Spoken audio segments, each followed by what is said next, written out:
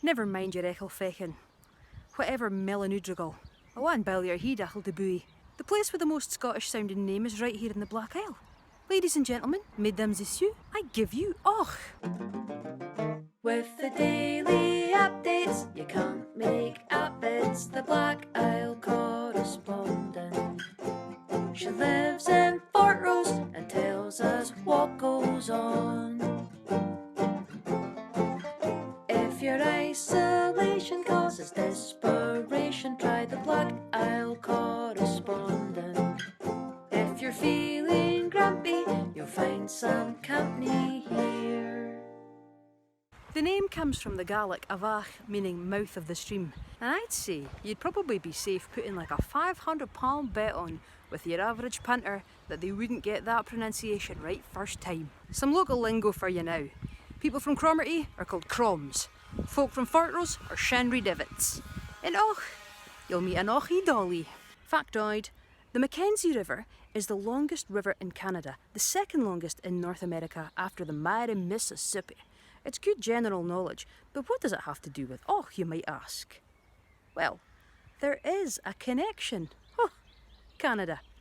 The Mackenzie River was named after Sir Alexander Mackenzie. He was born on the island of Lewis, like the Branseer that we discussed last month. He moved over to Canada and was the first European to explore that massive river system, which is now named after him. Last week, Dad discovered that Louis XIV had had a holiday home in the Black Isle, proving that it's always been a popular tourist destination. It's also always been a popular retirement destination, and Sir Sandy chose to move here to Och to live out the last 8 years of his life, and he's buried in this memorial grave in the old parish churchyard up Brayhead at the back of the village.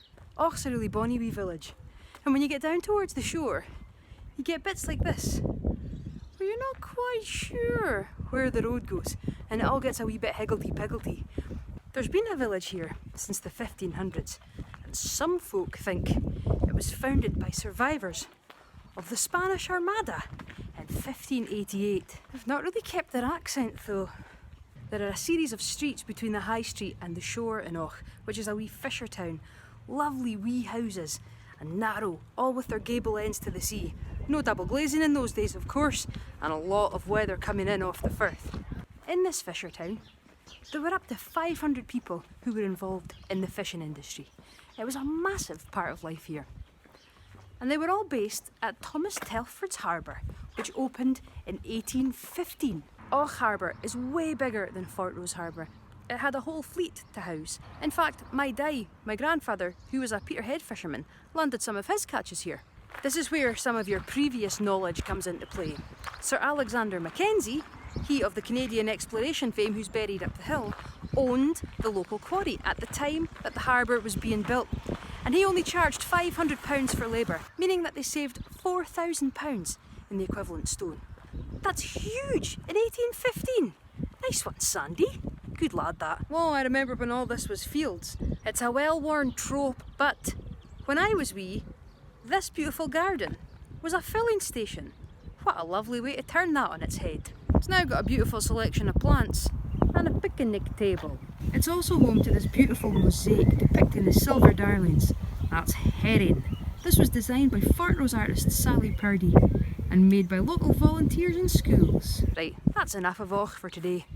I've been to the chemist and got myself some Factor 30. I've slapped that on, but it's still too hot for me. Home to the garden for a cool drink and a look at the dogs. More on Och another time.